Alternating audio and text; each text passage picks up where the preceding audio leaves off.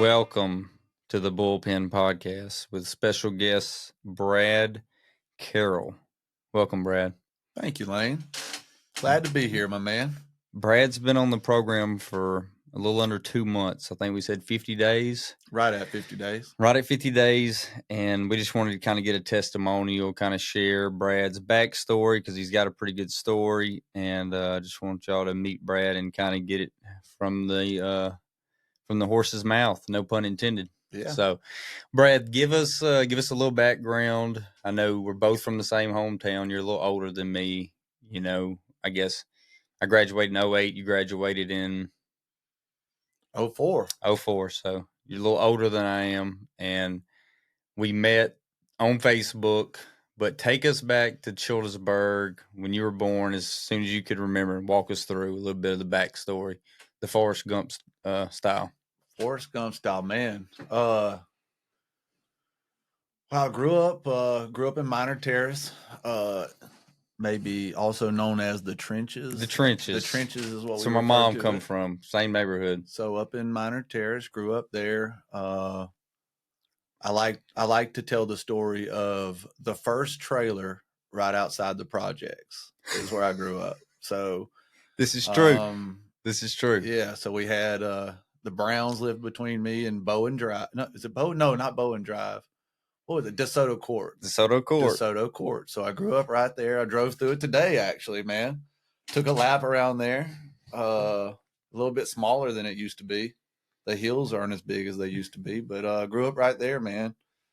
Right next to the Wesleys, right there on 5th Avenue Southwest. Man, I just remember, it's interesting. I grew up there crawling around, earliest memories, crawling around in a ditch. I had these snakeskin cowboy boots, and I wore them until they had holes in them, but I used to like them because when I was walking the ditches, my feet wouldn't get wet. But I grew up right there, man, on 5th Avenue. There's a tunnel that goes underneath the road from the trailer across the street to the 2-story White House. And I used to get on that thing in my hands and knees and crawl through there and catch frogs. I spent a lot of time over there because, like I said, Russell, I know, lived right there beside it. And so we did spend some time over there, and it was more the rougher side of the tracks. But talk about growing up, I guess, the different things that you didn't know. Because I remember talking to you about you didn't realize that you were different than other people until you got around, right? So yes. Yeah. So, it's interesting. I guess you don't know if you're in a rough spot when you're young and you're in a rough spot. You don't know. You're just where you're at. So, yeah, there's some interesting thing. Have I ever told you about the Kool-Aid, man? Did I ever tell you about the Kool-Aid? About why I will not drink strawberry kiwi Kool-Aid? Anything strawberry kiwi to this day. Man, somebody gave my mom. So my mom, for a better part of 7-8 years, she raised me and my 2 sisters by herself. But somebody gave her a box of like 500 Kool-Aid packets, and it was all the same flavor. It was all strawberry kiwi Kool-Aid, man. And so, like, I don't know, like, all of my childhood, we drank strawberry kiwi Kool-Aid. Can't do it no more, dude. I will not do it. I won't drink anything strawberry Kool-Aid. But yeah, man, I grew up, over there, and again, you don't really know it. You don't know it, like, if you're in a situation, and even my mom would say, some hard times, and be like, we're gonna camp out this weekend, and now as you get older, you realize that's like, oh yeah, camping out means the power got turned out. And, yeah, your mom's just trying to do the best she can to raise 3 kids, and we just called it camping out. So, she single parent home. Yeah, up until I was about 7 or 8. Okay. 7 or 8, we had a stepdad come in, Huckleberry Finn. Huck Finn. Yeah, they call him Huck Finn, but that was my stepdad. From the time I was 8 until 25 years. Him and my mom were together, but all right. Tell me about the dental story. Your dentist. That's a good one. So, again, you don't know you're in a rough spot when you're in a rough spot and you're a kid. So I guess I was about 11 or 12, and I was starting to have the awareness that maybe, and I don't know why, I don't know.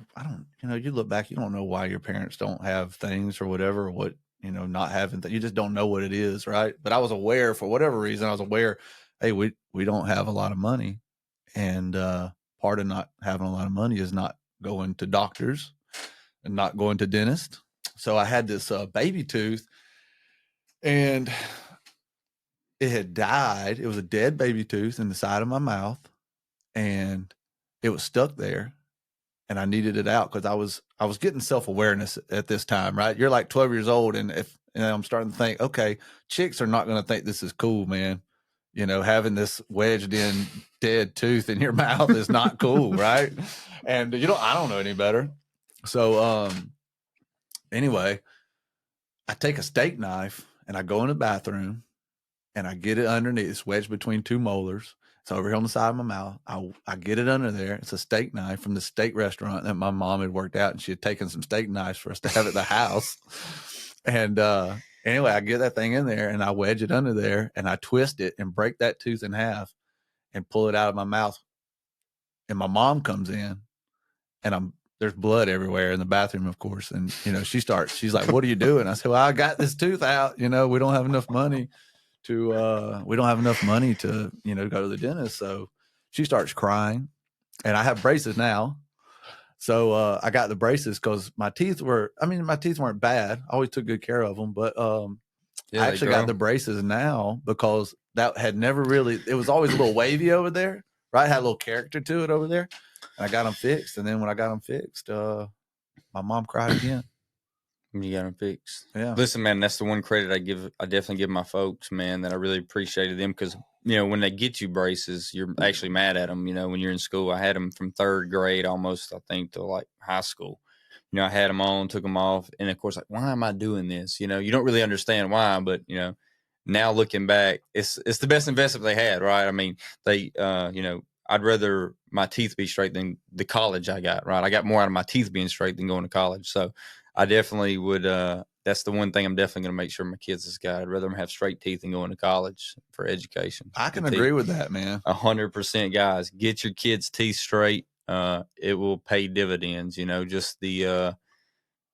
just looking back, just the kids that didn't and stuff for sure, So I thought about it. It was on my mind, even after, and I had decent, I always good smile. I'd say I had a good smile, but I had some character. I'll call it character. I had character in my smile.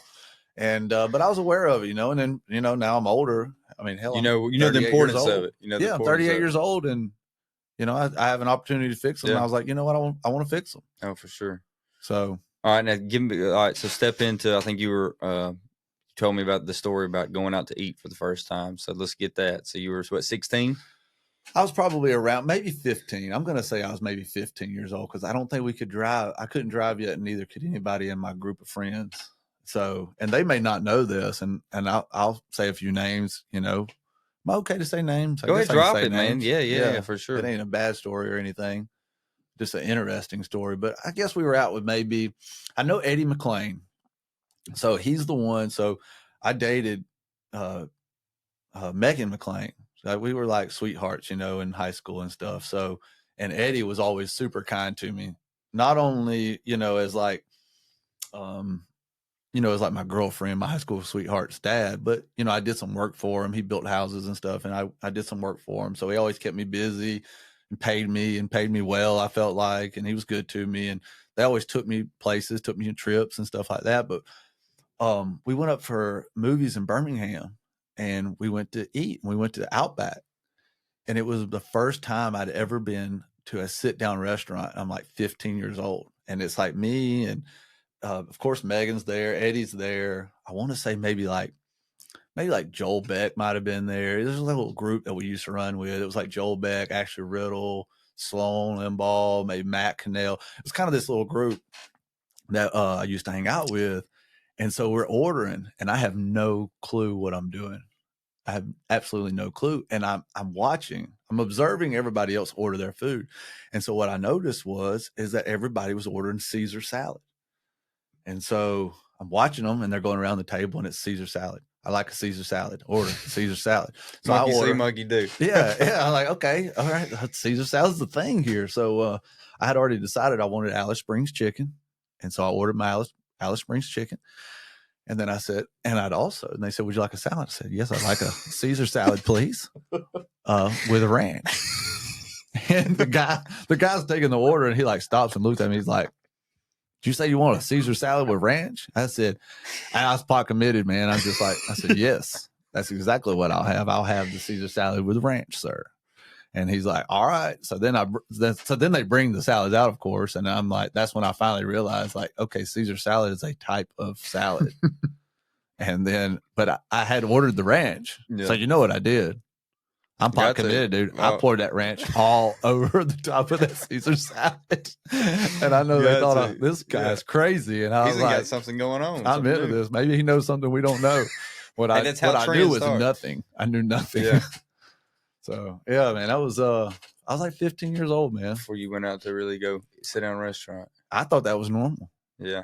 That is pretty wild. Apparently it's not as normal as I thought. Yeah. It is crazy. Like I said, everything's relative, right? To where it's your background and what you're doing. So, but it is crazy that you do have people living among you that, you take things for granted, of course. And so that probably brings a lot more gratitude for you than most people, right? They're not as appreciative of other stuff because, it's always there. So you kind of look back at that as almost like a blessing in disguise kind of thing that made you work harder than most people, or you're no? Maybe that was just my first experience. And, I've heard it worded like this before, like it was my first exposure to a different world. Right. So when I hung out with, were you super insecure when you were around these people the whole time, or was it like just chilling? Maybe somewhat insecure. I mean, obviously, I was aware that maybe I was from somewhat of a different world. I mean, we're living the same hometown and everything. That's right. But, it was just when, going to Birmingham or like going on these trips, going up to the movies, doing stuff with these people and their families and things like, that's something my family, we didn't do that type of stuff.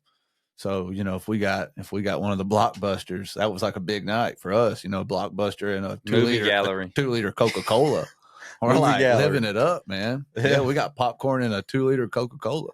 We're not drinking Kool-Aid tonight. Sweet. No strawberry kiwi. No strawberry kiwi. So that was big. But yeah, that was like, I think it's like exposure. Like you're exposed to, you understand, okay, there's a different world out there that I didn't grow up in. And so definitely a good, man. I'm super thankful even to this day for Eddie McLean for some of the things that he exposed me to, because man, he exposed me to so much. It is amazing. People don't realize, obviously, because we get that age and we don't look at it. But I remember looking up to other people, even like 16 to 17-year-olds when you're a kid. You don't realize how much influence you have over people. And so, like, for somebody to do that for you at an early age, it does everything for you. And he probably didn't even know what he was doing at the time, that it would be that much of an impact. But realizing how much of an impact you actually have over people and influence over you. And we'll get into that too, obviously, with the change you made. And I don't know how you want to go from high school to where you are now. So if you want to hit the fast forward button of kind of give us the short and sweet of like where we first, started the program you're on now, I guess.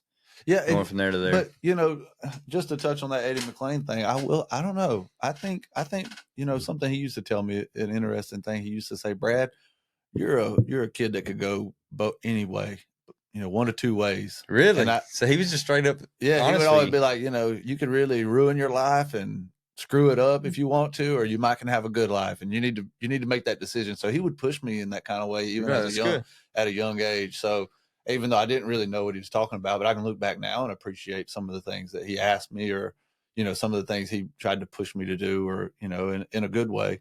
So, I can appreciate that. But, yeah, getting up to speed, me calling you. So you made a Facebook post. I made a Facebook post. Do you guys know about, what was it? I was feeling like I couldn't eat enough carbs. Yeah, I was kind of like, I didn't really know what I was doing. Nutrition. You're confused on nutrition. I had no clue. I thought I wanted to be 185 pounds. That's right. Thought that. And then I hit you up and I said, I don't know what I sent you. you said, "What are you trying to do?" And I said, "I'm trying to eat enough carbs, I think, but I don't really know." And then I want to say you said, "Shoot me a message" or something like that, and I did. And I was kind of like, I didn't really know what I was doing at the time. At that day, I'm going to say that was probably like December, early part of December. And at that time, I really didn't know what I was doing or exactly. I knew I was doing something, but I had no clue what I was doing. I knew I was thinking away, but I didn't know. I knew I was trying to make a change, but I didn't know what the change was. I guess is best. I was like kind of walking in the dark a little bit, but I knew I was looking for something. So, I think I touched base with you. I called you one day. You sent me your number and I called you one day and we talked a little bit, you know, we're like, okay, yeah, you know, I remember you. Cause I think my earliest memory of you is now, did you Is grow it up? Nugers? I don't Russell's? even think it was at Russell's. I think it was actually maybe at your house. Did you live close Live on to, Plant Road. yeah, didn't you live close to like Julian Shell? Yeah. Lives Okay. across railroad tracks. Yeah, and y'all had some little Julian bike Jason. ramps, and Yeah, over that's there on us. the left, if you were looking at your house, it was to the That's left. right. Y'all The had ant some dirt farm. tracks. Yeah, the ant The farm. ant farm, Yeah, right? that's right. Yeah. Those are my early. You're like a I don't ever scrawny remember little you. blonde-headed, I don't scrawny even remember little you kid. being there. You wouldn't. Yeah. But I have a You got a good weird memory. memory, He man. does got a weird memory. I got this weird, vivid memory, man. He Because I want to does. say y'all's house was brown. Yeah, it's a brick. It's a brick house. Yeah, Yeah, yeah. And then we got the shop there. So like a darker brown yeah, brick. yeah. Yeah, 1 story Yeah, house, right? Yeah, and then the ant hill or yeah, whatever you yeah. We call called it. the ant farm. Yeah, Yeah, because I remember Russell was into it and he hung out with you. And I'm probably there because I was friends with Russell. yeah. Because I remember we used to go up some places. But anyway, I remembered you from that. But then I'd been following some of your stuff, dude. And I've always I like to see people doing well. Not everybody likes to see people Man, doing that's well. weird. We could talk about that for just a second, real quick. I think there are personalities. We call it the hate. People that are haters or whatever. But people that there's just a personality type, and obviously there's not many, but they just don't get intimidated by people Mm-hmm. and their success. I guess that's how I look at it. Like I tell people, like if you pulled up in a Ferrari and a yacht, and I'd be going to ask, "Hey, dude, how'd you do that?" You know what I mean? Where other people, oh, he thinks he's rich or whatever. I just always had that mentality of like, I like what I like, and okay, you know what I mean? And there's just people that they just get for some reason, people got the poor mentality of just hating on things, and I just never been that way. And I think you're the same way because I think you even said that. I said, "What was it that kind of changed your mind on me?" Is like you live what you preach or whatever. You watched me You long enough live to it. know that. Yeah, Yeah, for I've sure. been kind of following you some, and I was like, I'm definitely not. Look, I like to screw with people. I will screw with somebody. Yeah, But I don't. we were But I don't trolling. We like like to to hate. troll. Yeah, but I don't like to hate on nobody. I don't hate. Like if you're doing something good, man, I'm like, way to go. I'm that guy that's going to give you that fist bump. But if you're screwing around, I'm probably going to screw with you a little bit if you're screwing around. And I expect people to do the same to me. I like people to push me a little bit. I enjoy challenges, as you've probably Yeah, that's right. learned. Yeah. You're You know, definitely hyper challenged yeah, for hit sure. me with a challenge, like it doesn't bother me. I love it. I'm like, I'll just ask, is that a challenge? Yes. Yeah. All right, Yeah. let's All right, do so it. I hit you up, and then walk us through that process too. Yeah. So, that was a weird couple of days, man. Yeah. It was actually, there was the initial conversation, and then there was like a whirlwind that happened. Like it was a weekend, and I was like, yeah, I'll reach out to you. And I had something going, I had like a bowling night. I'm in a bowling league, and I went out and drank drank a little heavy on the beer that night. And then I had told you I was going to call you on a Tuesday. Well, that Tuesday was not a good day for me. It was a bad day. But You sent me a text. Said, I "Look, sent you a text. Yeah, because I said, I've lost a day. Something like that. Yeah, I think. yeah. I was like, look, man, I've lost this day. I'm going to have to catch up with you later. Because I And by the way, I wrote you off at that point. I was like, yeah, it's not going to work. Good. But you know what I'm saying? I was like, yeah. But there's a little hope that you did send that to me. So, but I appreciate Well, that was a hell of a day that day. you said that because this is what led to the story. So the next day. I call that day, that Tuesday actually is the day I call hang on 1 second. Let me see. Hell on Earth, man. Hell on Earth is that day. So that Tuesday, I sat on my couch and I had a hangover. And I remember thinking about my kids that day, and I remember thinking to myself, okay, all right, I'm on this couch and I'm worthless. I'm the worst dad in the world right now. And I'm not an emotional person. If I was ever going to get emotional, it might be now. But I said, I'm the worst dad in the world. This is hell. A lot of people want to say hell is like some fiery pit in the ground. All right, I can get into that at another day, but I can assure you that there's more to hell than some fiery pit. And I met hell on earth that day on my couch, thinking about my kids and my future. Not my kids even as today or at the age that they are, but as their future selves. I thought about my children and I said, okay, you can't be the same dad that you've always gotten. You can't give to your children what was given to you. It's done. It's over with, right? It's done. And so, that day was gone. That day was gone. I reached out to Lane. I said, man, today's gone. I'm going to call you tomorrow. And I guess you said you wrote me off. I mean, you're going to have your experience of it, but I had mine. And so that day, I hadn't had anything to drink since. I just said that day, it was like, all right. And so the next day I called you. It's good. Now, this is where we get into the challenge and stuff. This is good. So I call you the next day. We're talking. I'm like, all right, man. So, what I do, and you send me some information. All right. Download this, get this what you're following. We're going through this conversation. It's an hour, maybe something more. And I remember one of the best things you go, how many days can you work out? And I said something like, I was like, well, if I quit, jerking off and acting like, just crapping around, acting like an idiot, drinking beer, watching TV, doing crap I shouldn't be doing. If I quit doing that, I think I could work out maybe 5 days a week, no problem. I think you need a rest day. And you're like, nah, no rest days. And at that point, I'm like, okay, wait a second. This is where the challenge starts coming in on me, right? This is where I'm like, okay, wait a second. This is going to be different. All right. What do you mean no rest days? You're like, we're going to go every day. And I was like, all right, accepted. Got it. I can go every day. All right, no problem. Yeah, got it. And then you go, what time you getting up? I said, man, I've been dealing with some stuff. I've been going through a divorce. And I said, man, I've been kind of, I hate to use the word depression, but I was like, man, I've been kind of like a little, feeling down and depressed. So I've been kind of not, some days I haven't been getting out of bed till like 9 or 10 o'clock, which was pretty sad. And you're like, so what would be hard for you? I was like, well, if I got up at 7, it'd be kind of hard. So maybe I can just start getting up at 6. And you go 4. And I was like, gosh, man.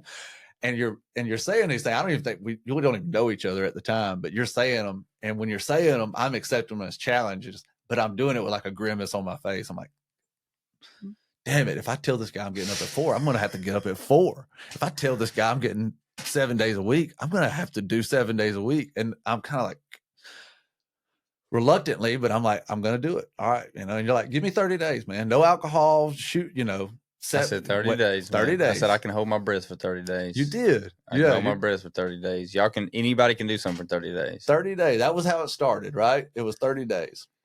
And I was like, all right, so I'm in on this. And dude, I dove into it like I do anything. I mean, just the same way that I would have, same way I drank beer, man. I drank all in. Head That's first. The thing is we're all in. I'm all in on whatever I'm doing. Playing golf, whatever it is. When I play golf, I all in on that, right? So,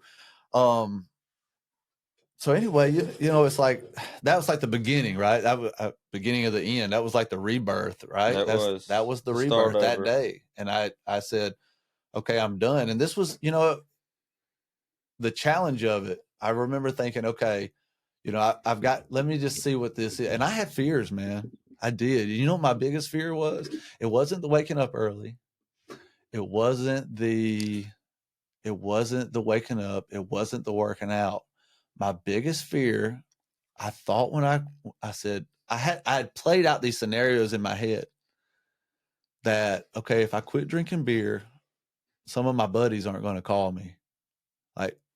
Like, well, what if, will I be funny?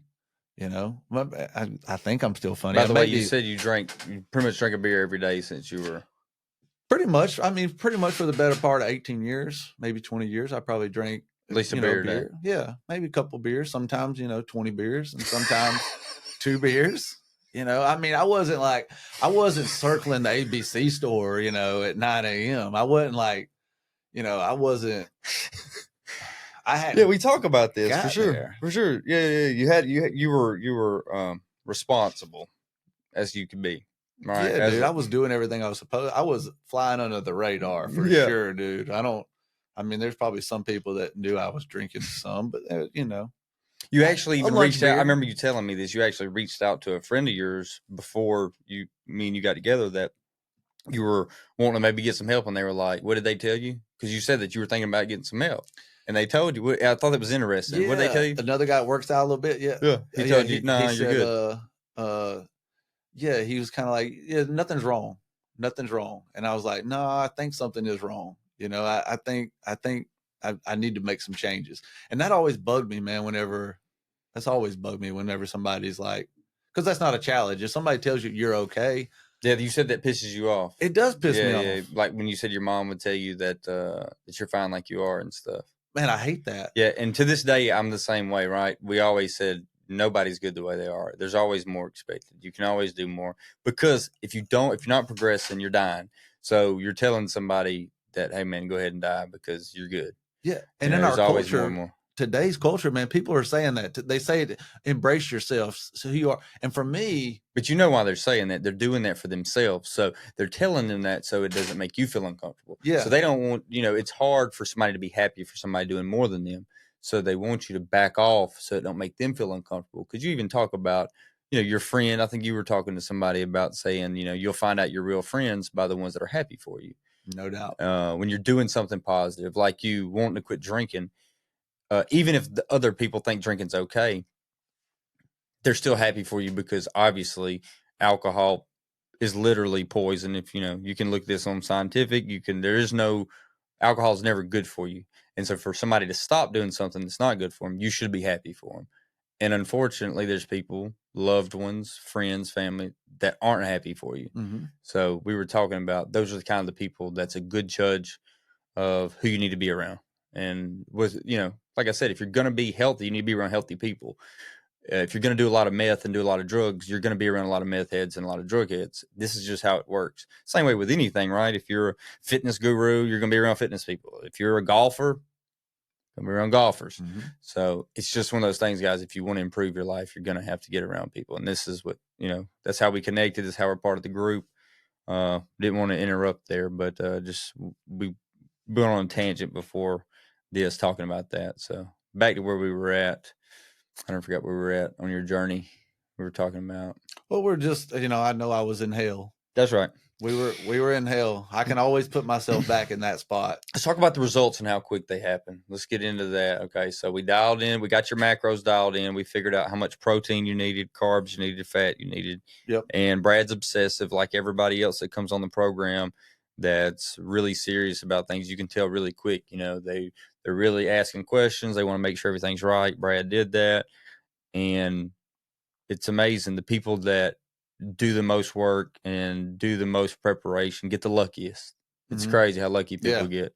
They said, if you want to get lucky, just do all the work. And you did. So anyways, let's talk about like how quick it happened in your pictures. So, if I can add a little bit to that, even before. And the mindset change. So that was it. That's what I'm going to go. By the way, and this is real quick and I'm going to interrupt. So remember that. Yep. Guys, this is nothing to do with nutrition and fitness. I tell people, your mind, your body is just a symptom of your mind. Brad's mind wasn't correct. And so we fixed the mindset and boom, everything else got better. So go ahead. Yeah. So in that, so my personal hell, obviously I was not physically in what people would call quote unquote hell. I was not in, the fiery pit. I was not physically in a fiery pit. I was in a mental hell. I was sitting on my couch, hungover in a mental hell, knowing that I was in a place that I didn't want to be, and I'd gotten myself there. And so it really was more about, when those challenges, they were more about mental things. All the physical stuff, it comes with it. It's part of it. There's physical disciplines that make mental changes. And so for me, by implementing, okay, I have to. 4 o'clock is a physical thing. Three things. Yeah, the wake up, the food, and the workout. That's it. That's it. Simple. And they're physical things. That's right. They are things They're that you trackable. can. That's right. They You are. can They're see trackable habits. things we can put in. Their habits. Mm-hmm. But what comes from that, doing things that suck, that absolutely, because waking up at 4 o'clock in the morning and then going and picking things up that are heavy, and when it's cold outside and it's not fun. It really isn't. But I did so much. I can't talk on this podcast the way I talked to myself during those first early days. But the best way I can tell anybody that's listening, violently. Yeah. I talked to myself like I was the lowest thing on earth. We all do. And it was the greatest thing I could do, because it's what made me move. That's right. I had to say, get your little up right now. That's right. You knew somebody else was waiting on you. Right? Yeah. This is the thing that nobody wants to talk about. They think, oh, I can do it on my own. I can do it on my own. If you could do it on your own, you'd have did it on your own. And you need somebody that accountability of, I was waiting on Brad to text me in the morning. He's waiting on me to text in the morning. You got a group of guys that you know is waiting on you. If you don't show up, it's gonna be a bad day. 100%. And the regret's the guideline. So that was cool. Especially when you first started, man. Because I get every time a new person comes on, it's like a whole nother rush of energy. Like, we're getting to do this thing, and just watching you transfer so quick. And like I said, you get into that habit to where, boom, it's like, it become easier. It's still hard, but you change who you were. It's not, they said it's not what you're doing, it's who you're becoming. Brad Carroll's not the same Brad Carroll literally 50 days ago. No Can doubt. You imagine? I mean, like total 360. Yeah, I've tried. I can put myself back on that couch again. I've been able to do that a couple of times. I've said, that's always kind of like, I don't know if it's an old ending point and it's a new beginning point, right? So it's that rebirth time. So I can always put myself there. I struggle to put myself in the night before the day on the couch. Like, that's where I can't put myself, because once I pulled the plug, mindlessly wandering. But when I pulled that plug, man, I pulled it. I pulled it, and I can't go back there. And to say how much, I think you asked me the question. You said, Brad, how much would I have to write you a check for? This was how you worded it. How much would I have to write you a check for? You get to go back to that couch. 50 days. Yeah, 50 days ago. 50 days ago, I'm writing you a check. You go back on the couch, but you can never do this again. And I couldn't put a number on it. I said, I don't know. I don't think I'll take that check, because you're not dealing with material stuff anymore. See, this is what people don't realize. You've jumped into the spiritual and the mental aspect of things, where that physical world doesn't even mean anything, because now you have that self-worth that built on the inside. I'm not trying to answer your questions, but I'm just telling you guys. People say, oh, there's a certain amount of money. And it's like, if you say that, you've never experienced what we've experienced. Because there's no amount of money. I tell everybody, I literally would give it all my house, all 100%. My money to keep what I have now, because I'd never had it before. And it's something you got to experience. Yeah, it can't. We've said this before. It can't be bought. That's right. Your mentality and your physical condition cannot be bought. It can only be earned. That's right. And there's only one way you can earn it. Yeah. And that's, you get up, you eat the food, you do the workout. There is no, and there ain't no hack. There ain't no hack. There ain't no easy way around it. There ain't no hack. There wasn't no magic pill to buy. I didn't go to Johnny Appleseed or get the magic beanstalk. None of that existed. And just your pictures, man. Like I said, me and Nicole and you were talking earlier, guys. Look at the pictures we post, those transformations and stuff. And it is hard if you've never done it. It's one of those things, me trying to explain to you what it's like to be in a war, or what it's like to have a child. If you've never had a child, you guys, a lot of people can relate to that. It's like, hey man, you cannot really do it until you've had it. But the same way, you can look at these pictures, Brad's pictures before, and literally 30 days later, and it's not the same human being. It's the same way with all these guys. You can see it on their face. You can see the shame, the guilt. And it's like, you don't even know. This is the thing. You don't even know you're shameful and guiltful. I didn't even know I was lacking confidence. Like, I had my own business. I had a beautiful wife, had kids. I had money. I didn't really lack anything. Had a good family. I didn't know that I was missing something until you showed that. So that's I guess the hard part that me and you talk about is how many people selling themselves short Mhm. and how not easy, how simple and quick you could turn it around if you did, if you take those steps, right? And like I said, it's not a sales pitch. Like I said, what we're doing, it's my purpose, it's my passion to do it because I know what it did for me. So I know what it'll do for everybody else. And Brad got the experience, and it's really cool to share that with him and all the other guys. But just wanted to plug that of like whenever we're pushing people and people take it the wrong way, people take Brad the wrong way, people take me the wrong way. Me? It's no, not you. It's just we know how easy and how much it'll do for you, how simple it would be to get you on the right path. So I'll tell you another interesting thing, Lane, because during this, I'll tell you one thing. So obviously, physically, obviously I'm stronger, and I'm in much better condition. I could go run 3 miles right now, and and have a conversation while I was doing it. I wouldn't be winded. I'm in really good shape, and that's great and everything.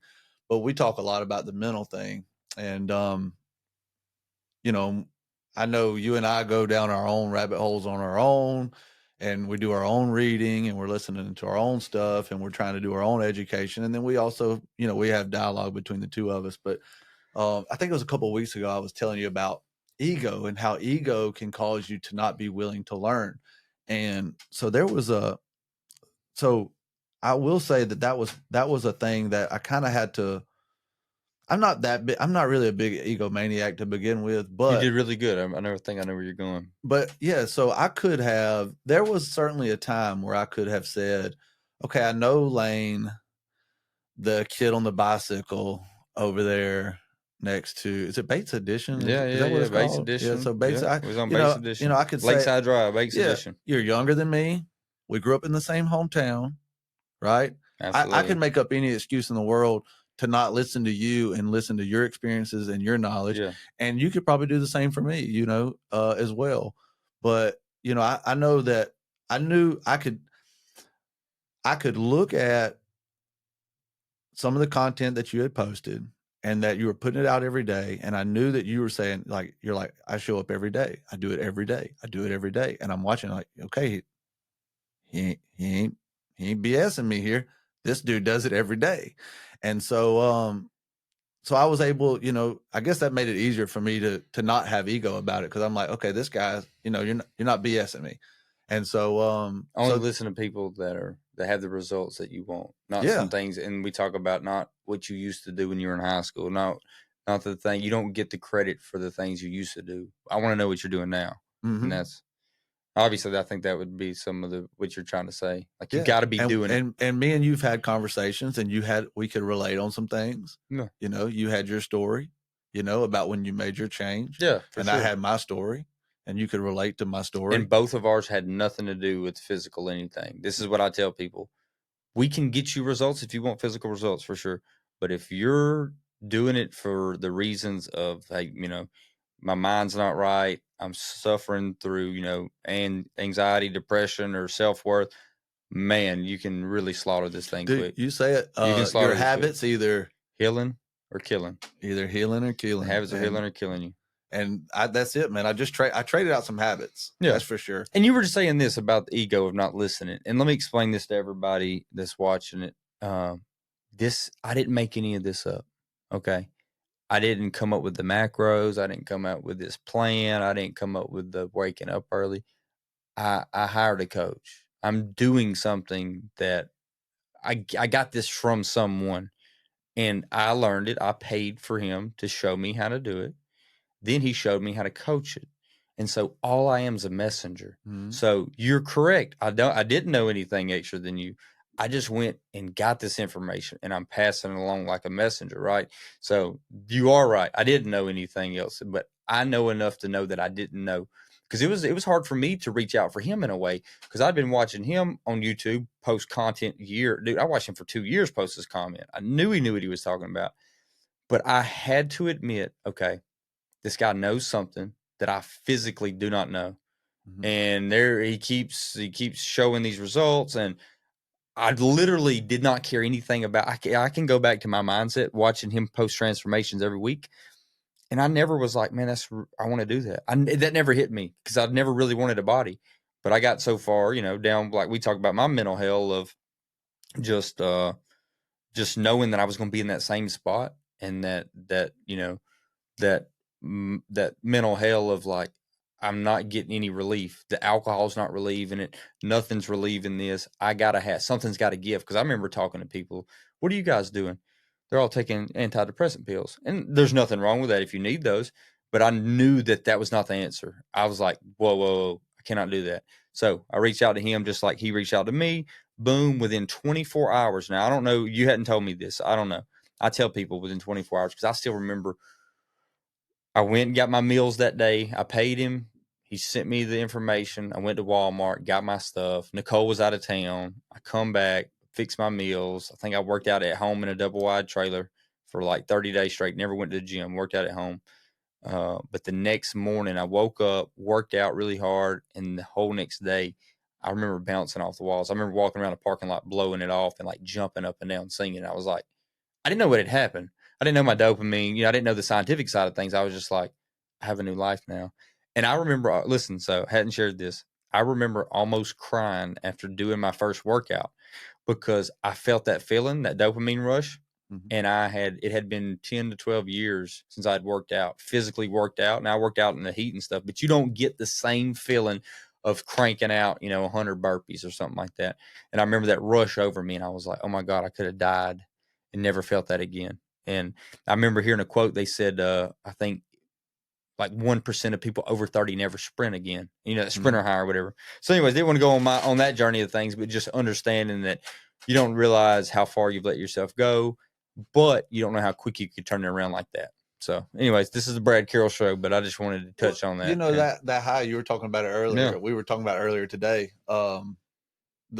Synthetic suffering. Synthetic Yeah, suffering. because like you said, it ain't like working.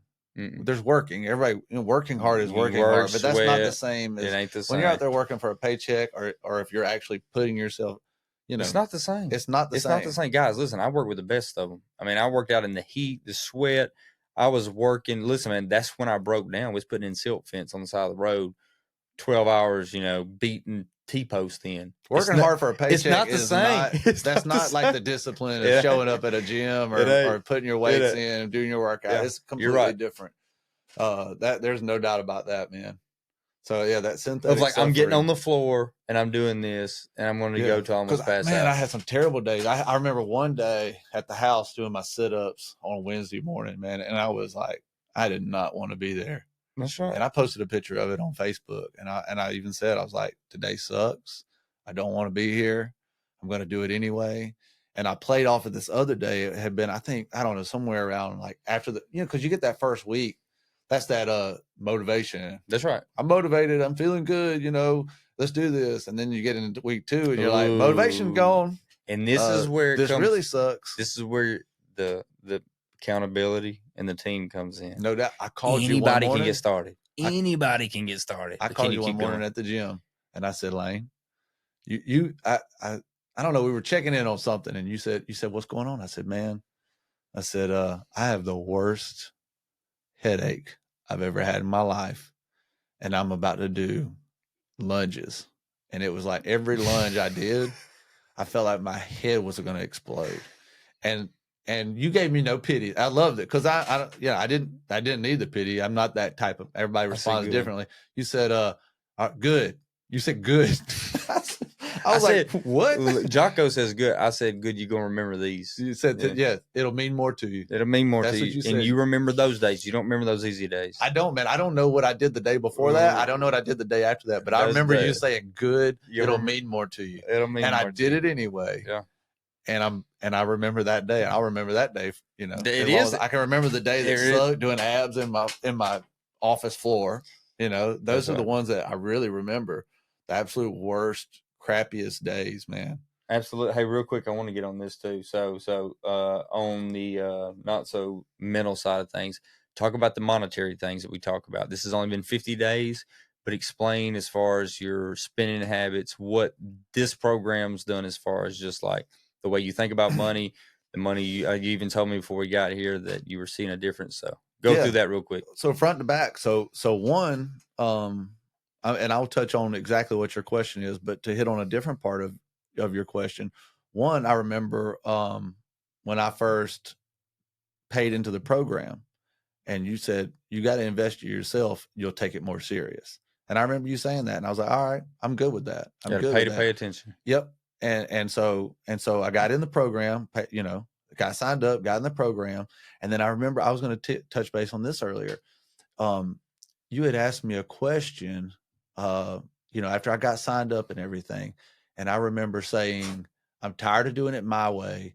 You just send me the stuff and I'll do it. And that's kind of when we got into. I told you quit thinking. I said, listen, you don't have to think anymore. And guys, this is one of the philosophers, I can't remember who said it, says thinking is a disease. Mm-hmm. And for people like me, you, the people with ADHD, our minds running 100 miles an hour and we have no plan. We have no set goals. We have no routine. And when you can pay somebody this, just, hey, listen, I know you know more than me. Here's the money. Tell me what to do for 30 days. Boom. You get that magic. And you kept telling me, and you were really good about this. You said, hey, look, I could be doing it Brad's way right now, but I'm going to listen to you. I'm going to listen to you. I'm going to listen to you. And you were good about that. And obviously it paid off. Yeah, sure. Because beforehand, I was just doing it, I was like, okay, I'm going to work out 3 days a week. I didn't know which 3 days. It was going to be whenever I could. Sometimes it'd be 2, maybe sometimes it'd be 4, maybe sometimes I'd say none. Yeah. So I was setting myself up for failure, day one, repeatedly beforehand. I mean, because I was working out a little bit. I was paying my membership to the gym, made sure that money was coming out. That's a big deal for some people. Yeah. That's a real big deal. I don't know everything about it. Yeah. But people's real big on that paying membership. That membership. But I was not, I had no clue what the heck I was doing. So that was a big part of it for me too, was because I let go I let go. You did. That's what you got to do. And I said, it's called detachment. When you really detach from your ways, you just got to let it go. Yeah. That was my way to separate myself from that hell that I was in. So obviously the way I was going to get to where I needed to go. So, so that's one part of it. But then on the other part, the rest of the monetary. So, alcohol, just even alcohol sales. Day, Panama City Beach, Florida. Shout out Panama City Beach, PCB, baby. The old home of spring break. The old home. The Redneck Riviera. So, I'm sure anybody listening to this knows Panama City Beach. Been there more than likely if you're down within the lower, 7, 8 southeastern United States. So anyway, if you've been around there, everybody knows that is a town built on drinking. I think I even heard one time that Walmart sells more alcohol than any Walmart in the United States. Now, I don't know if that's a fact. I can believe that. But I got a good feeling it's a fact. It ain't hurting for sure. Yeah, I've been told that, and I don't know that it's a lie. So there's always something going on down there, So, that's a big part of it. So even, it's easy to stop by anywhere and have a beer. And, a beer in Panama City Beach can be $4. It can be $5. You slide over there to 30A and have a little lunch and get you a Peroni 16-ounce draft. $9, baby, $9. So, so when you're talking about, when you're like, okay, well now I'm just going to drink water, man, those bills, change completely. And then when you change your, when you're eating a lot more healthy, cooking your own food, eating healthy, you're also not, paying, $14 for a cold cut sandwich somewhere either. Absolutely. So, and the tip. So, I mean, if I want to say I've said somewhere between $200 or $300 a week, that was just on alcohol, whether it be, stopping and having a beer at a bar, 2 beers with a friend, or, my bowling night, or when I golfed or something. But then you add in, any kind of food. And then I don't even know how to quantify the dumb stuff, the dumb stuff that I spent money on because I had been drinking. And I don't mean drunk. I don't look, y'all. I'm not saying I was the sloppy guy. I wasn't Otis, from Andy Griffith's show running around Panama City Beach. You know what I mean? I wasn't that dude. But look, I can sit here and tell you, if you drink a couple of beers, you're not the same person that you were before you drank. And I don't care if it's 2 beers. And I know this because I've drank beer for 20 years. So I'm considering myself an expert on the subject.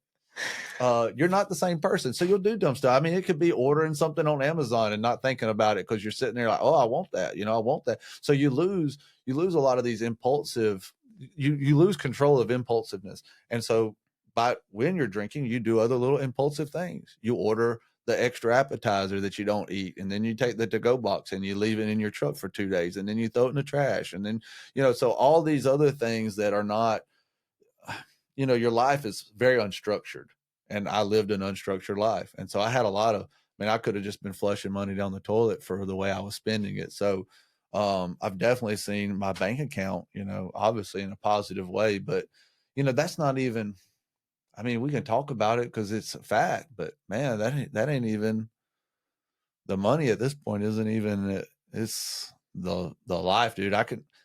Canceling your TV subscription, I did. I canceled my cable. which That was saves you how another. much?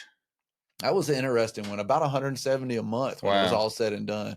I just went to Wi-Fi. Took the time to cancel it. They saved me some money on Wi-Fi and stuff, so I saved a little bit, with some other plans that I signed up for. But yeah, a bunch of just garbage stuff, so I could watch football games, that I hadn't. I don't know why I was watching them, because other people were watching them. So football's taking a back seat to some of the. Yeah, football. I don't know. I'd watch it, maybe bet on a game or something like that. Some more, just silly spending of money. Got to be able to talk to people about football because that's what's going on in the world. And but but see, that didn't happen until pretty recently. That was not like, I didn't say, okay, I'm gonna quit drinking, I'm gonna start working out, I'm gonna cancel my cable. Things are just starting to, And so what happens snowball. is, yeah, in a good way, you start analyzing your life, because what happens is, once you've accomplished, okay, I wake up at this time, got it, check, did it. All right, quit drinking, check, did it. Okay, been working out every day now for 50 days straight, did it. And okay, got those. Those are habits. Those are my new habits. All right, not drinking, working out. Okay, got it. What's next? And so you start looking around your life and you're like, what else can I destroy in my life that's destroyed me? And it's silly things. It can, so what I do, I ordered a couple of books. I ordered a couple of philosophy books, believe it or not. Some redneck from Alabama, from the trenches of minor terrorists over here reading, trying to get a little wisdom, Socrates, and the meditations of Marcus Aurelius down in Panama City Beach, man, and canceling cable and not watching Alabama football. So Nick Saban's gone anyway. So that's right. So it's time to move on, man. It's time to move on. Roll Tide. Put a fork in it. Yeah. Hey, real quick, as you were talking about dropping all these things, we didn't hammer on the alcohol thing because we know, but it is a big, crutch for a lot of people. Explain, because I didn't believe this when I heard, the guy Wes Watson say this, talking about drinking and how it's a terrible thing, you shouldn't be doing it. But explain them the urge, because see, people don't think they'll ever be able to get rid of that urge. They'll think they'll always once an addict, always an addict. Yeah. So explain that. Like, are you having those urges? Like, be honest with people. Like, are you having this craving where you just can't live without it? People think they're gonna always constantly be thinking about it.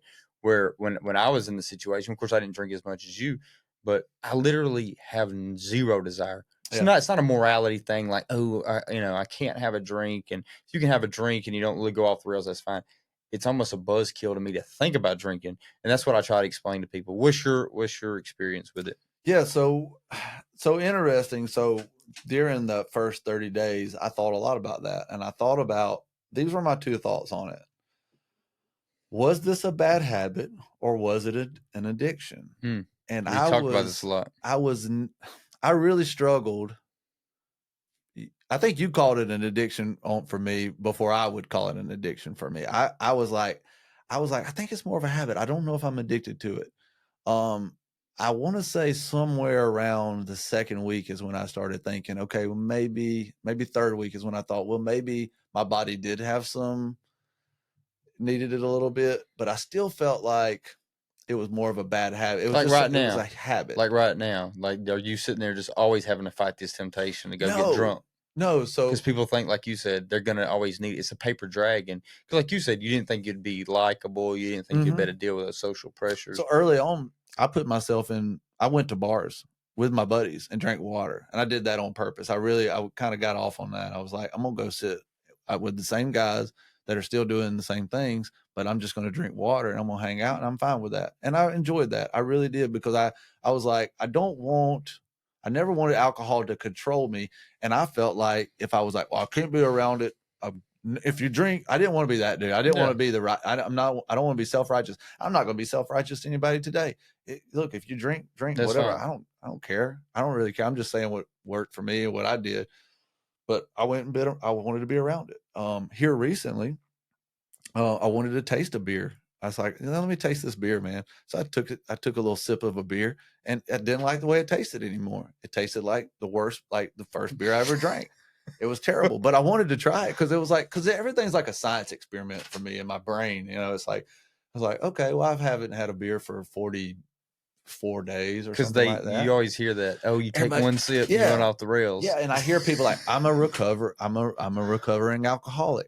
And there may be people I'm just saying I don't have what that your experience is. I can't have that experience that I'm a recovering alcoholic. Although I drink almost every day for 20 years. I drank a drink of a beer the other day, and I just said it, and then I said it back down. I said, I don't like this. So we do. I didn't go off the rails. You may be the first one. So we may need to capture you and. I don't know. It's just something. I think that's where I think when you start changing, I could imagine if I didn't change other things in my life and I was only changing the alcohol. Absolutely. I can see that. Maybe that's where it can be like, okay, well, I'm only going to take alcohol out of my life. Everything else is going to be the same. Okay, well, yeah, I could understand where you just removed one thing and you never replaced it. Which I'm going to plug Frankie right here, Frankie Ferguson. He gave me a quote. He said, the only thing we have to change is everything. And so when you change everything, everything changes. Mm-hmm. So that's a good thing. Like you said, if you try to keep being around the same friends, doing the same stuff, and I'm telling you guys, nobody wants to hear this because they think we're some food nutritionist freaks. Your food affects the way you think. Period. The end. You've been doing it long enough. When you eat a certain way, you think a certain way, and you're gonna be more susceptible to pleasure seeking, alcohol going down if your nutrition isn't right. So, like you said, if you don't change your nutrition, you don't change your exercise routine, then you're going to be more susceptible to falling back in that pit. I believe. I tell people, I got to keep working out. I got to keep waking up because, like you said, you could see where, man, you start going back down that same hole. You know what I mean? It's a slippery slope. What the day that you, I talked to one of my buddies about this recently. No, for any ladies out there, I'm not saying this to offend you. And so, since I'm going to be quoting another man, I'm not going to say his name so that nobody comes after him and his family. But he said, Brad, we played golf together, and he's like, man, dude, you looking good, dude. And dude, I've played a lot of golf with this guy, and he's seen me drink a lot of beer, and that's not all he's seen me do. He's seen me do more than just drink beer, but we'll just reference beer for the sake of the children that might be listening out there. And so anyway, he noticed we played golf. He's like, you look good, obviously you're behaving pretty good. He could tell I wasn't drinking any beer. And he's like, he's a good friend of mine. So a good friend will always tell you the truth. They will not lie to you. A real friend won't hate on you. They won't lie to you. They'll just be truthful to you. And he goes, after the round of golf, he goes, I'll be honest with you. You kind of making me feel like crap about myself. And I said, good. I was like, good, man. So he's like, this is the purpose. Yeah, this is my buddy, He's like, you got me thinking. So anyway, I didn't talk to him for a few days. He calls me like 4 or 5 days later. He's on his way home from work, and he's calling me. He's like, he's got like a 45-minute drive. So he calls me some on those long drives, and he's talking to me. He said, hey man, I'm about to start my sissy girl workout. I said, what in the world are you talking about? And I said, he goes, well, my wife's got this workout, and it's just body weight, and you do these stretches and stuff like that. I'm going to do it. I just want to tell you about it. And I said, good, man. That's cool. Whatever. He's like, well, don't make fun of me. I was like, you're doing fine yourself, making fun of yourself right now. I don't need to jump on with you, dude. Keep going. And so anyway, he's like, I'm going to do it. But yeah, I guess that's one of the another one of the positives. I mean, obviously, it's not just within my own head that obviously I'm doing better mentally and physically, but I've had some good some friends that'll say, hey man, this is motivating me to do better. And I don't really know where I was going with that. I just wanted to talk about his 60 girl workout. You know who you are. you know who you are. All right. Well, even we'll talk about the power of positive. When somebody's doing something positive, I always say this: you have only two reactions, really. You can it's either gonna inspire somebody, or it's gonna cause more negativity or hate. We call it, inspiration or hatred. That's the only two options you got. Mm. I don't think you really are. I don't think anybody can be indifferent to somebody doing something positive that they know. So if somebody in your life's doing something really positive, uh, and there's actually a psychological thing. I forgot the quote or whatever, and they said that it's hard for anybody to really be proud or happy for somebody that's doing something better than them, regardless of who it is. Mhm.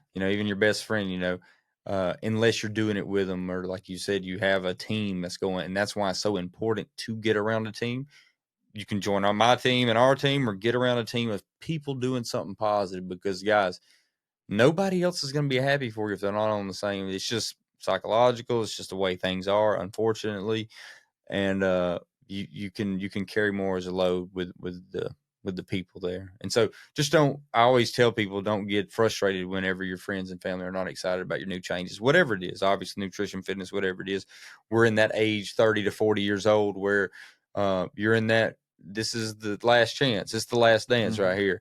You don't make a change pretty quick in your 30s and 40s. Got your kids.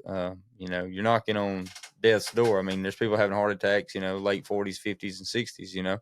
Uh, if you obviously you don't know this, but if you had to guess, what do you think as far as, like, obviously the quality of life? We just talked about it. You wouldn't even take any money to go back to that quality of life. So Yeah. that's pretty explainable of what your quality of life improved. What do you think years on your life you probably added to, if obviously you don't die in a car wreck tomorrow or something crazy happened? Like, how many years do you think we added, if you had to guess? If, Man, if you continue this way and you take care of yourself and you well, here, you could look at that two ways, Lane. You've got the actual physical years, that's right? right. You've got the actual physical years, which is, it'd be hard to guess on that. But I do know this. I had a lot of wasted days. My Mm. last day in hell, sitting on that couch, I was alive physically. It was a wasted day. And if you told me I had to Wasted relive that day, years. That's yeah. right. If we had to relive that day multiple more times, 2 more times a week for the Eternal rest of my life, reoccurrence. yeah, eternal reoccurrence, man. You're talking about again. There's no price that you can put on it for sure. You can't. And you talking about a group as well. I'll tell you another real interesting thing with joining the team. There's guys I've never seen with my eyes, physically seen or met in person, that motivate me, and I feel like I'm assuming I motivate them. I'm putting words in their mouth right now because I can't. They're not here to speak They for are. themselves. Yeah, they do. They But do. They say it. yeah, man, it's we motivate each other, we challenge each other, and I think I commented the other day. It's like just a group of guys pushing other men to be That's better right. men. That's all it is, guys. It's That's right. just some men And it's all pushing online. men. It's all online. Me and Brad, this is the first time he's been to my house. I got guys in other countries. Kane, shout out to Kane. We got people in California. This group of guys. Obviously, we got a big group of guys in Coleman, Alabama. And I've never seen these guys in person. And literally, we're connected like we've been, known each other for years, right? Yeah. Just by, my coach always said, our telephones, people give the telephones a lot of shit a lot of times. And they'll say that, these phones are no good and da, da, da. It's like that gun behind me. It can be used for good or bad. And those phones have saved my life. Those phones, got us connected and obviously got you out of that hell. So those phones get a lot of bad rap because people are telling on themselves. If you have a bad view of that phone, it means you're doing bad things with that phone. If you're doing good things with that phone, you'll have a good view of that phone. It's like social media. Oh, social media is negative. Maybe you're negative because you're looking at negative stuff. I only see positive stuff on there.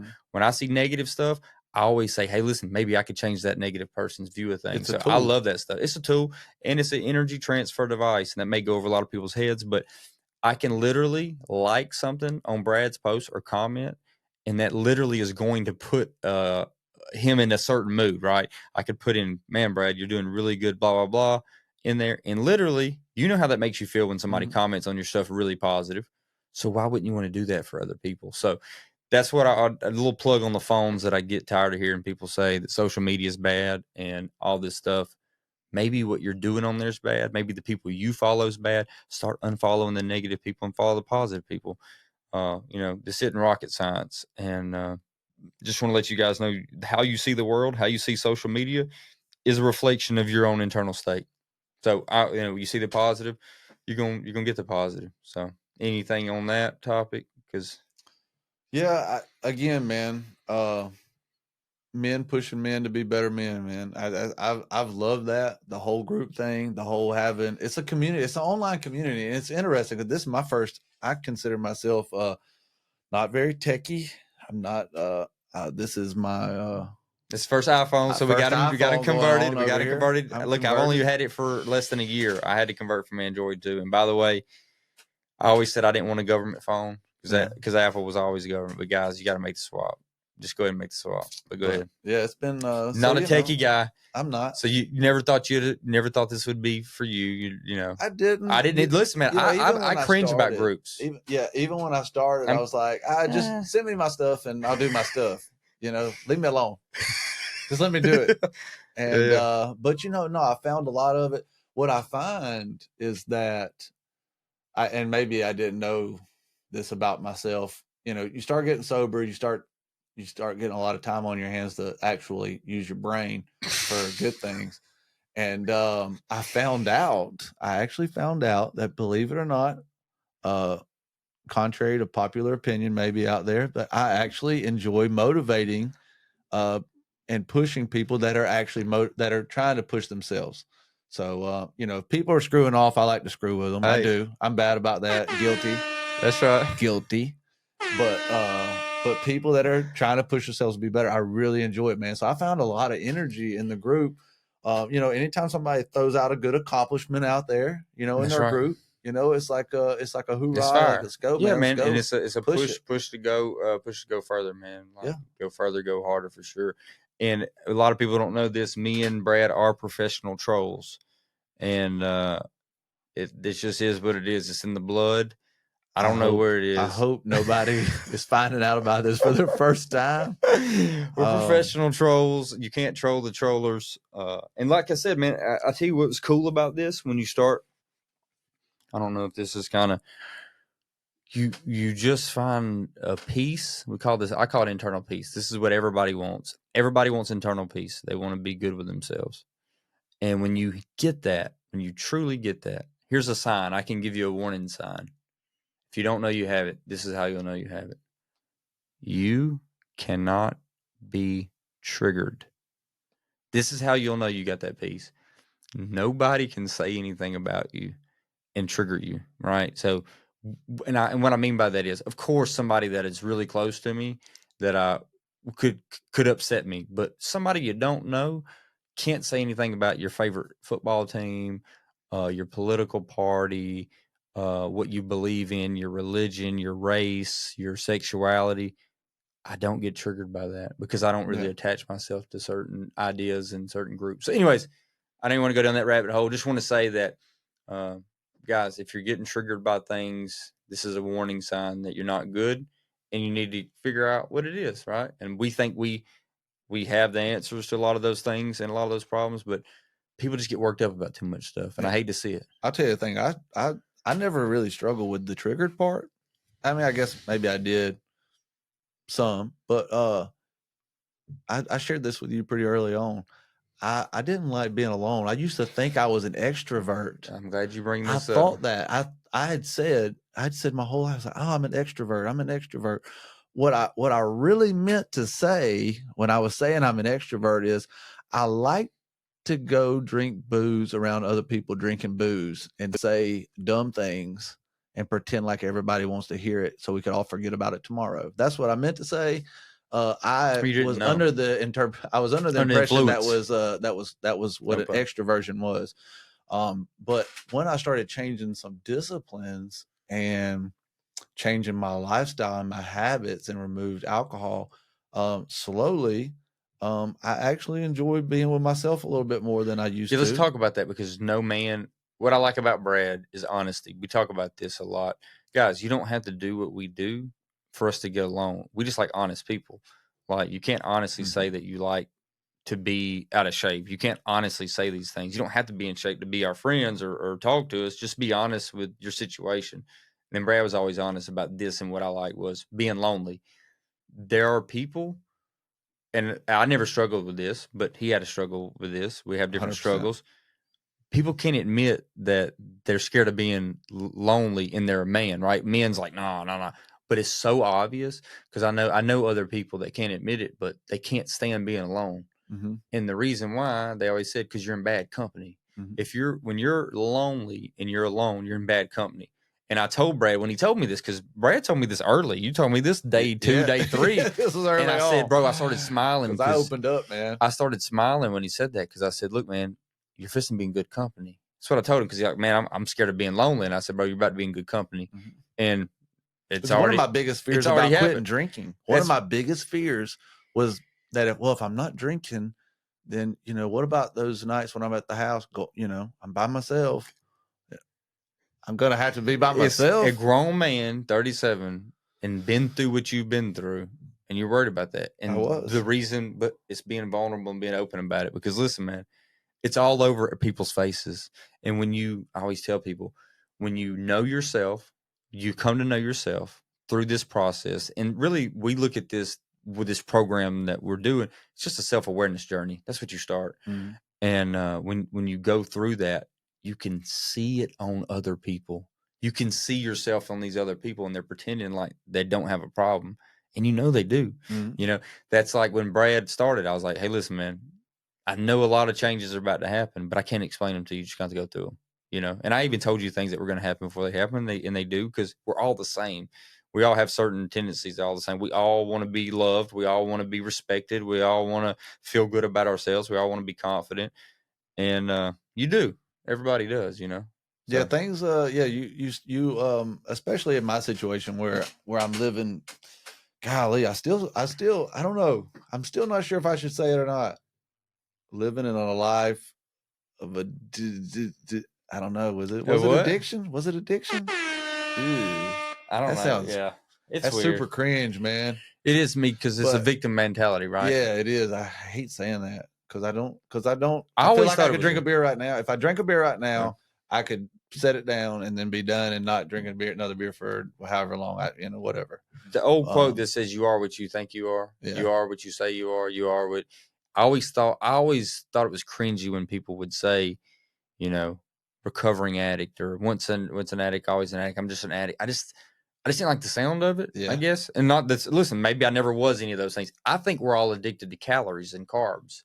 Okay. Like, literally everybody wants to eat calories, right? We got to have them. You're going to die if you don't have them. So we're addicted. We always want to overconsume, but getting that mental change. So am I a recovering calorie addict? And every day I fight that struggle. Of course, every day is a struggle. By the way, I don't want anybody to think nothing ever gets easy. You just get harder, right?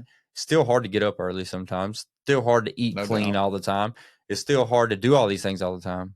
But you change who you are. So it gets easier because you get harder. That's the thing that people, and they see it so far out in the future, like, I'll never be able to accomplish this. And then you can see how quick you can do it. You know what I mean? It's literally just changing your mind of like, hey, listen, I'm going to do this. Literally, it was in a split second. Yep. Brad changed, really. I believe that. And then obviously we saw that manifest over the last 50 days. So. Yeah, and then there's a couple of things you told me that'll probably ring with me forever. One of my favorites was hunger is just a feeling. So a person like me, whatever I am, I don't know. I don't know if I'm that A word again, but addiction. Yeah, I don't know if I'm that, but definitely extreme. Whatever I do it. You're all in. I'm all in. Yeah. Addicts, in, obsessive. Yeah, a little bit. So I remember Lane told me early on. Brad's 110% in on everything. 1,000%, man. 1,000%. Literally. And Lane told me early on, one of the funny things, he goes, well, Brad, one thing during this you need to remember, hunger is just a feeling. And then, like, I don't know. That really rung with you, by the way. Dude, I love that thing. I love it. So, as soon as he said it to me, I was like, I'm thinking about it because I'm a ponderer, man. I want to think deep about everything. Everything's a science experiment or whatever. And so one day I was talking to him and he's like, how are things going, man? And I was like, oh, dude, I'm doing pretty good. He goes, are you hungry? I said, oh, dude, that's just a feeling, man. I'm good. And he's like, all right, how you doing on your macros? I'm like, I hadn't ate today. He's like, what do you mean you haven't ate? I was like, I didn't eat, dude. It's just a feeling, man. It's just a feeling. I'm past yeah, it. and speaking of real quick, let's get on this. We're not, because we could go 2 more hours. Hit us on the fast thing. So your experience on fasting. So you never fasted before. Yeah. And I challenged him on that because I was like, listen, man. So we like to break it up in phases as we go. Like we don't go all in. And by the way, so anybody that's looking at this, like, hey, I want to join the program, but I don't want to go that hard. Guys, we meet you wherever you're at, man. I got guys that are in the high 300s that literally can't hardly work out or anything. Anybody can start anywhere, and we're only comparing you against where you are today. So if you didn't eat good and you didn't even, lift a finger yesterday, if you eat one meal and you lift one finger, you did 100% more than you did yesterday. Well, then if you eat 2 meals and you do it twice as much movement, you did 100% more than that day. So you just add these days on top of each other, but people try to overthink it like they got to be David Goggins tomorrow, right?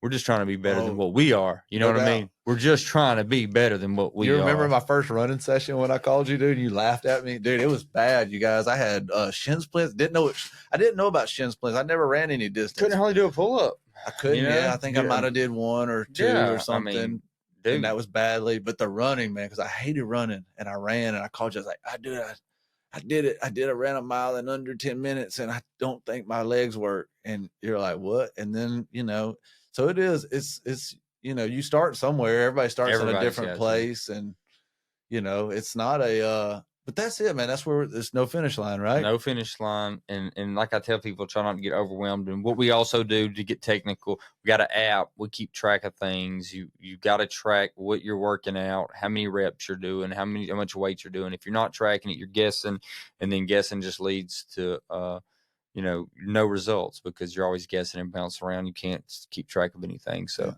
that was the big thing. You can only set goals, right? You set goals, but if you ever have a finish line, then milestones we call them. These are just milestones to let us know we're still moving forward. Correct. Because if you do finish line, you're never. If you ever say it's a finish line, then you're never going to last. Never. And instead, you see so many of these athletes that when they retire, they get depressed, they get down and out, and they never had an end goal, right? They just always wanted that trophy or always wanted one more championship, and it's never ending. And we always start this with obviously nutritional goals, fitness goals, and then it bleeds over into relationship goals. I mean, you talk more about, by the way, we don't even talk about nutrition, fitness when we're talking more the mental side of things or how we think about things, but we talk about, the financial side of things. It's going to bleed over to financial relationships. And guess what you're going to find out? We talk about what we're reading, what we're listening to. Absolutely. That's probably more of our conversation. That's what I'm saying. It's more the deep. I know you're doing what you're supposed to be doing. I'm doing what I'm supposed to be doing. So we talk about secondary stuff. That's all understood. Yeah, I know you worked out today. That's a given. I did too. Yeah, that's right. I killed it. You killed it, right? Yeah, we're just trying to work on everything. So we killed those things. We ate, got them out of the way, measured the food. We did that. Yeah, and then we got some other things. Now we're just. Let's see, what else can we observe? What else can we get better at? And look, man, the strongest people are aware of their weaknesses, and they know how to attack them and get to them. Everybody's avoiding their weaknesses. If I'm really strong, who cares? If Brad's really a good golfer, who cares? What do you suck at? Yeah, that's the honesty. I'm struggling with being present when my kids are there. Right. Like when I'm playing with them, I'm thinking about the business stuff I got to do. I'm not being present there. Right. So what do I need to do? I really got to hammer in on those things. Right. So it's just being honest with yourself and realizing the things that you got to work on, and you got to have a team there. You got to have goals there. That's what I ask everybody. Hey, what do you suck at? What are you struggling with? I don't care what you're good at. Oh, you're eating all your meals. You're eating your macros. You're doing all this. Well, what kind of parent are you being, or whatever it is, what about your financial stuff? Are you saving money? Whatever it is. So really want to focus on that. I guess we're about to wrap it up. Is there something else you want to add right here at the end, man? No, this has been a good little introduction here. We're gonna have plenty more of these to go. It has been. Me and Brad's probably even going to get into the comedy side of things eventually, but just wanted to share the side of stuff. We'll have to do paywall behind that. We'll get kicked off YouTube. But yeah, man, yeah, it's been good. Yeah, that psychology side of it, man, that's been good. We Lane and I actually do tell some jokes. We got some, and they're not just the dad jokes.